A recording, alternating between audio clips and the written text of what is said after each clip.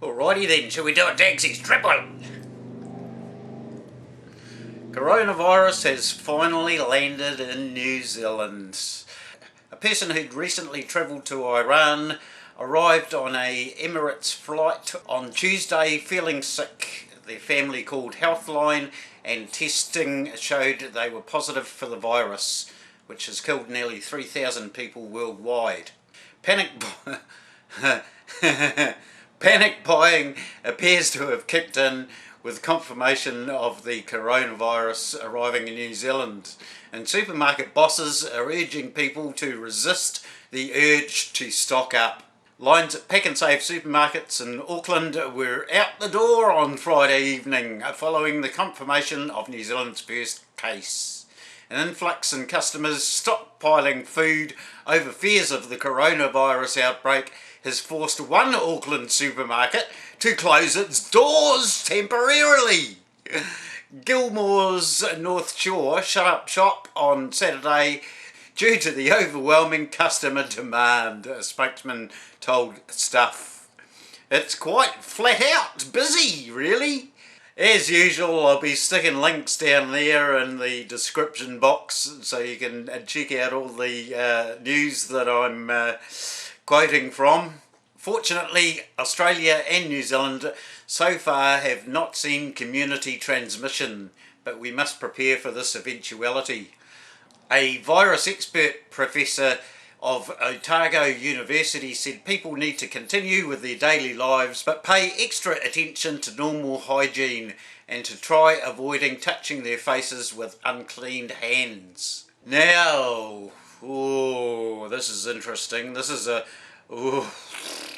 more I've looked into it, the more mind-boggling this has become. The 5G coronavirus connection. The coronavirus 5G connection is a very important factor when trying to comprehend the coronavirus. Various independent researchers around the web for around 2 to 3 weeks now have highlighted the coronavirus 5G link, despite the fact that Google, as self-appointed New World Order censor-in-chief, is doing its best to hide and scrub all search results showing the connection. The coronavirus 5G connection doesn't mean the bioweapons connection is false.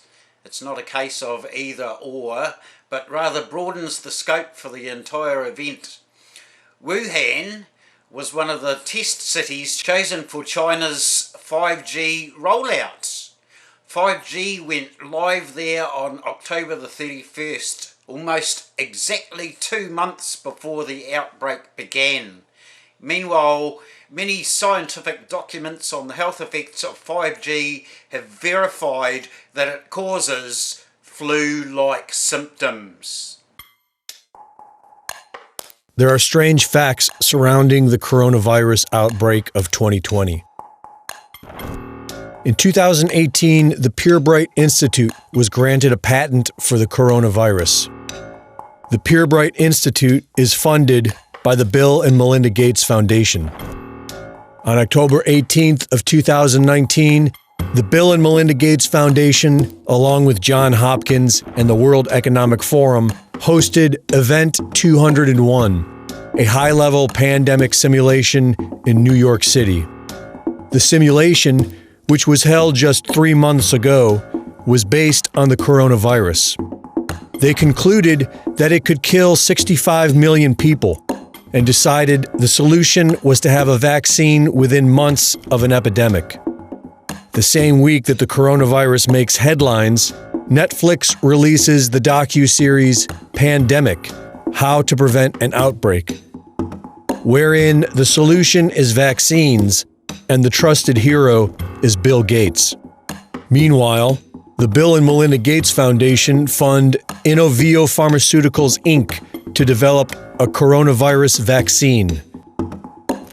It's weird, right? Or am I just a conspiracy theorist?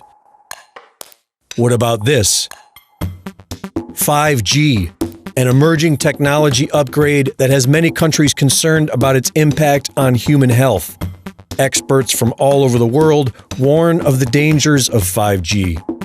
In 2018, it was reported locally that Wuhan would be the testbed city for full 5G network operation in China.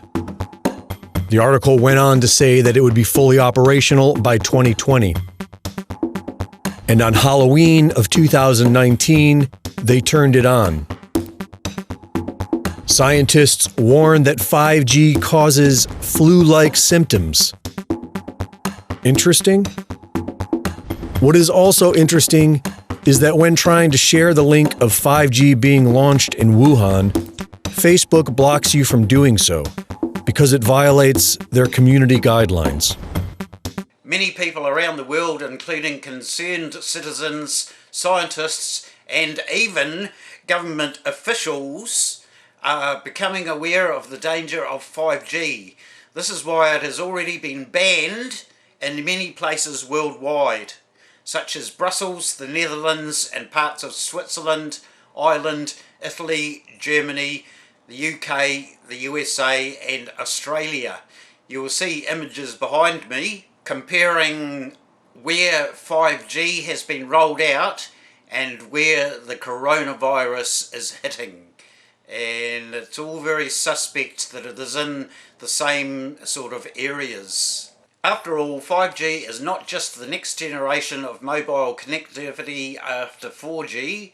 It is a radical and entirely new type of technology, a military technology used on the battlefield that is now being deployed in the civilian realm.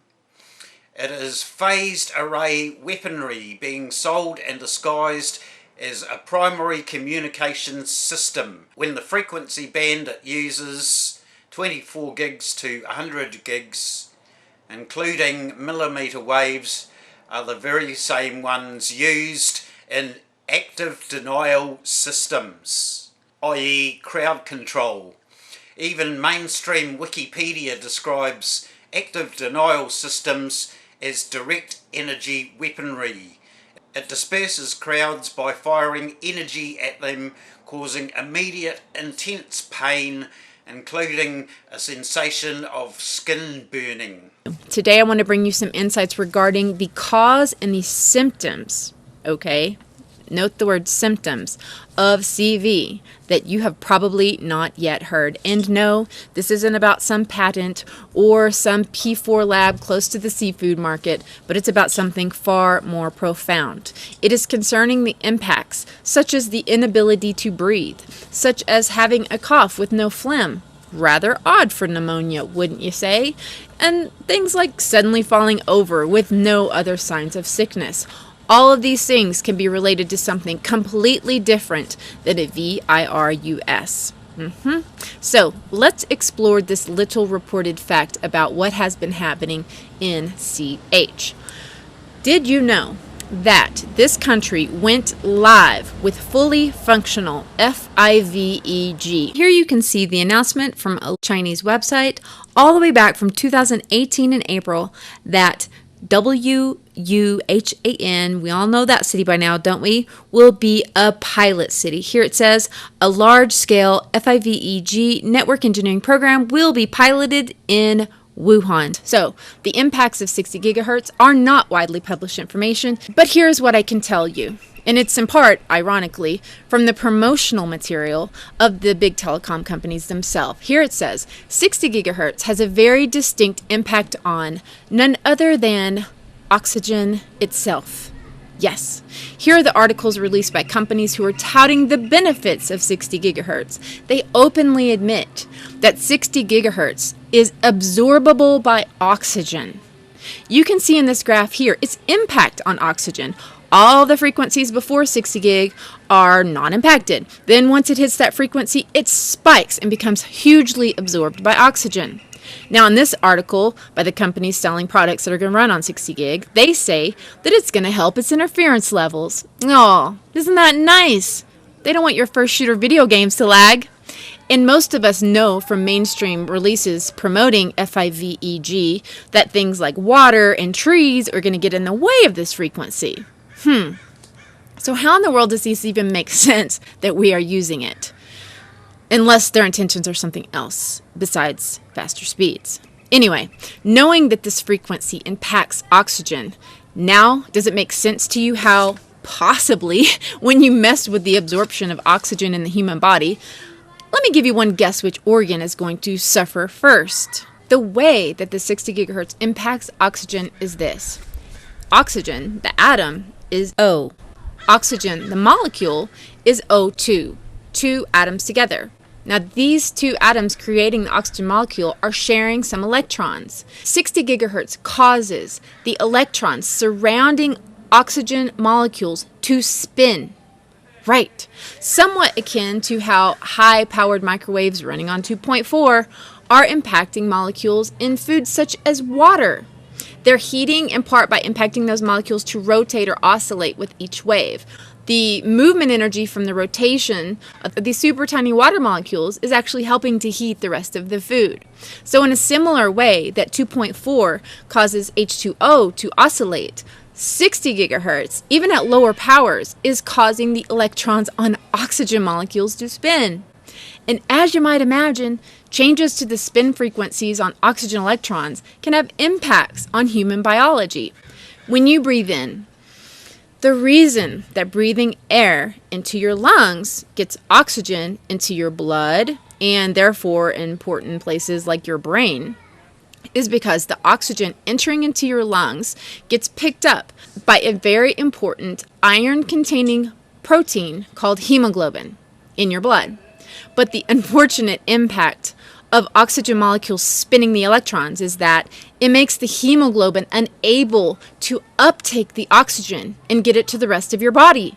Now, this info is taken from a textbook called Magnetobiology, Underlying Physical Problems. But even beyond this, isn't the fact that the telecom companies are admitting that 60 gigahertz is absorbable by oxygen just stunning information? Numerous scientists have warned of the dangerous health effects of 5G. Effects include increased cancer risk, cellular stress, increase in harmful free radicals, genetic damages, structural and functional changes of the reproductive system, learning and memory deficits, neurological disorders, and negative impacts on the general well-being in humans. Damage goes well beyond the human race, as there is growing evidence of harmful effects to both plants and animals. Here's the deal, folks. The Wuhan province, where this disease supposedly originated, first area of China, and this is very important, folks, it is the first area of China where 5G commercial applications went live in the latter part of last year. Literally several months ago, Wuhan province of China went live with the first 5G commercial applications. And you know what that means? That means millimeter waves, folks. Now, Joe Imbriano, the full lieutenant former, that's me. You're looking at him. You're listening to him right now. I was on the scene 2 years ago explaining how 5G will lead to illnesses that they will blame on some sort of pathogenic exposure and then propose a vaccine as a solution, right? The 5G commercial applications, by and large, the point-to-point systems run on 60 gigahertz. That's the absorption spectrum of the oxygen molecules, right? Now, we know that, for the most part, all complex biomolecules interact with frequencies anywhere from 1 to 100 gigahertz.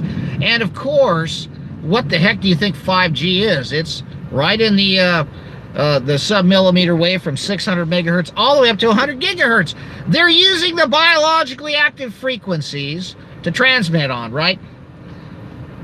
I want to get you to this point, folks. I want you to understand something. You know, I went to the university. I have a bachelor's degree in chemistry. I have a bachelor's degree in biological science. I understand the medical literature. I understand the physics, the biology, the chemistry. And just, you know, in the 5 years I spent at the University of California, Irvine, just off the top of my head, I took, you know, biology, biochemistry, psychobiology, neurobiology. Then I took general chemistry, organic chemistry, inorganic chemistry, physical chemistry, and then nuclear chemistry. And so, you know, those are the fields of study that they had me, ecology and biochemistry, and there was a little cross-pollination of chemistry and biology, right? Let me tell you something, folks. I need to make a point to you right now. There are those of you out that have been highly educated and you've spent a lot of time studying and becoming who you are. You have never been educated in this field, folks. The field of magnetobiology. Can all of you see this book?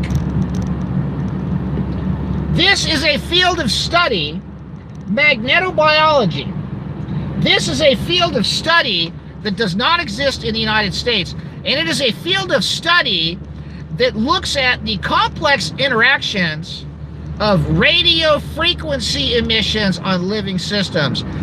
5G has a shorter wavelength, which means 5G can carry a lot of data much faster than 4G, but it means a much shorter range. 4G wavelengths have a range of about 10 miles. 5G wavelengths have a range of about 1,000 feet, not even 2% of 4G's range. What I'm going to bring up is 5G in China and the WHO. The reason why I'm going to bring up 5G first is because they started putting around 5G towers in Wuhan in May of 2019, and they put 300 5G towers up and then turned them on October 30th and 31st of last year, 2019. Now within 2 months everybody started dropping like flies, but my question is why does China need 5G? They don't have any internet freedom. Really what we have at this point is sufficient for what they allow. Now, is 5G also a weapon? Well, with the way people have been dropping like flies, this could be a possibility. Now, I want you to know that they did a drill with the Bill Gates Foundation. And it was, what if a pandemic broke out? Interesting enough, the virus they used as an example for this pandemic for the Gates Foundation was, in fact, the coronavirus. So now we had this name changed to COVID-19. It's not really stuck. Why? Maybe people don't want you to know that this drill is something that they prepared for that actually is happening now. So just to round this off, personal response, if you should suspect that you have been around someone or suspect you have it. Hygiene is very important. This is the most important measure to avoid infection when exposed. Use particulate control through face mask, gloves and eye protection. Avoid close contact when possible. Put on particulate protection using clean, freshly washed and dried hands only. Remove gloves first, since the hands behind the gloves are likely to be free of infection. You can now use your hands to touch near your face and remove eye protection and mask. Wash hands afterwards. Shoes should remain outdoors in a controlled bin. Disrobe and set exposed clothing to be washed. Shower from head to toe. Dry, discard towel for cleaning. China is under full corporate-wide shutdown right now. All work and school is closed except for infrastructure. Power, water, police and hospitals. If you are post-work shutdown, don't go out unless it is necessary for the continuity of life, and follow complete pandemic isolation hygiene protocols. Use time off work if possible to continue to gather information before the threat evolves or the exposure risk is heightened in your area. If time off work is not possible, a personal trigger must be set for when the threat of exposure is greater than the economic threat of lost income. Have water filtration system on hand. Also, boiling water for 3 minutes will kill the virus. Quarantine the exposed. A quarantine room can be as small as a tent. ideal when conditions allow, to as large as a house or a room of a house. The airflow in this area is to be restricted from all other living areas with as much ventilation to the outside air as possible. Quarantined should have access to self-care equipment when feasible, including food and water, vitamins, medication, a pen and paper for charting, self-monitoring tools such as oximeter, self-reading blood pressure unit. When the quarantined cannot self-care and monitor their own vitals, those caring for the quarantine will have to follow complete pandemic preparedness, hygiene and decontamination procedures to limit their own exposure. During a legitimate global biological threat, consider everything contaminated that has not sat untouched for longer than the incubation period of the threat. So there you go, the connection between 5G and the coronavirus. I'll post all the video links down there and article links in the description box. So stay safe, peeps, and I'll catch you next time.